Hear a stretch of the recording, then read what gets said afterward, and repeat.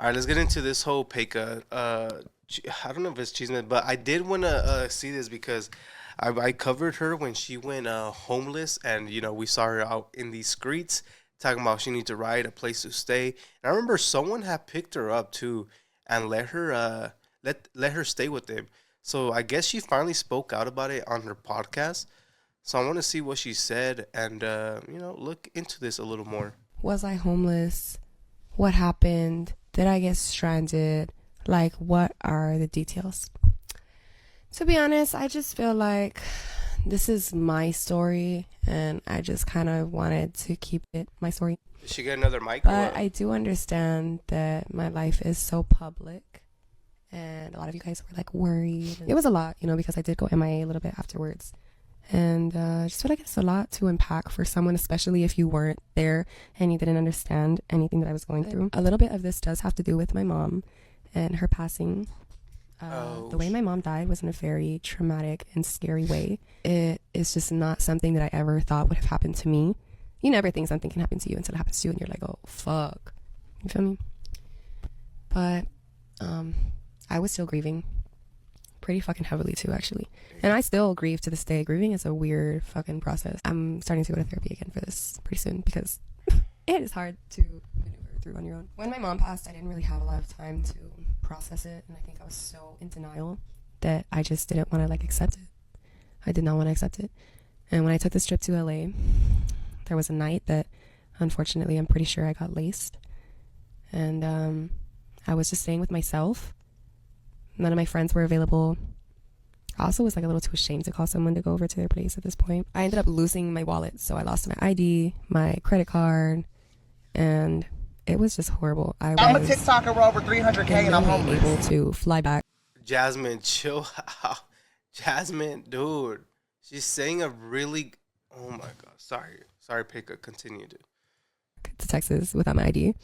Couldn't make a fucking hotel or Airbnb purchase with no credit card. No proof of payment. And so I was pretty much fucked.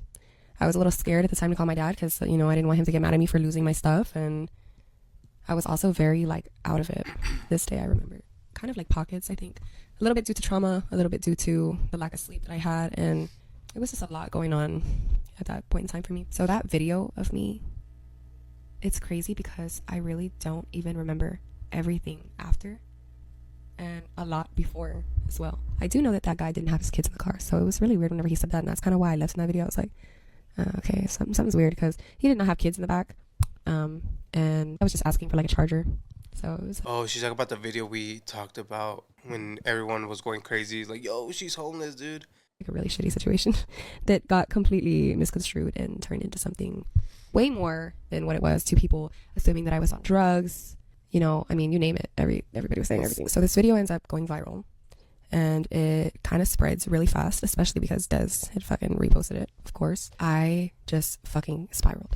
This was by far the most cruel harassment and hate that I had ever gotten in my life. And I had experienced a lot. You guys know, I went fucking through it, from friendship breakups to breakups. I just want to be the first one to say, I do apologize, Paeka, for actually, talking about the situation and saying, dude, I literally say you were a drogadita or something like that. So I do apologize. In your honor, I'm sorry, sir. And I'm not joking around, dude, because I didn't know you were going through this shit. And this is, dude, I'm so stupid, bro.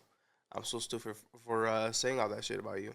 So, Paeka, if you ever see this, I am sorry, dude. I'm sorry. I did not know you were going through something. Damn. Nothing I say is going to help, but I'm sorry. To public fallouts, to rose courts. I just was dragged through everything. But this situation kind of hit me a little bit harder.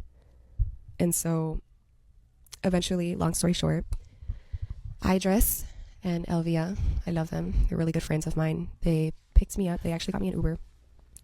And they sat me down, gave me food, gave me water, gave me a place to rest my head that night. Got in contact with my father with my phone, and I was just so out of it. I was so depressed, and I was at a very lost point in my life too, where I was just kind of bro, people are brutal. They did not give a fuck about my feelings. And I'm not here to play victim either. This is just what I went through. And to be honest, I haven't really talked about it in depth like this since. So it's just very vulnerable. Fast forward, my dad ends up flying to LA. I love my daddy. He brings my passport, and we fly back with my passport because that's really the only way that I was even able to travel without my ID. And so I get back to Texas, and I just break down. I had a fucking anxiety, mental breakdown, like a complete manic episode, I think. And I ended up admitting myself into a mental hospital. Damn. For a week. Sorry, this is a lot. Yeah, dude, like I said, man, I didn't know if she was going through like some serious shit, but man, damn, bro, I don't know. I feel like a fucking asshole, dude. Damn. So I found out that I had gotten sent into like a triggered like weed psychosis. And I was just going through hella psychosis at the time. I mean, I thought people were out to get me. Have y'all seen that meme? It's like, I love smoking with paranoid bitches because yes, they're coming, but girl, we're stronger. I haven't seen that. That was me. Well, it also didn't make it any better that the entire internet was like against me, and for something that just felt so minute. After I got out of the mental hospital, I was feeling a lot better. Did some therapy, did some shadow work, soul searching, of course, always.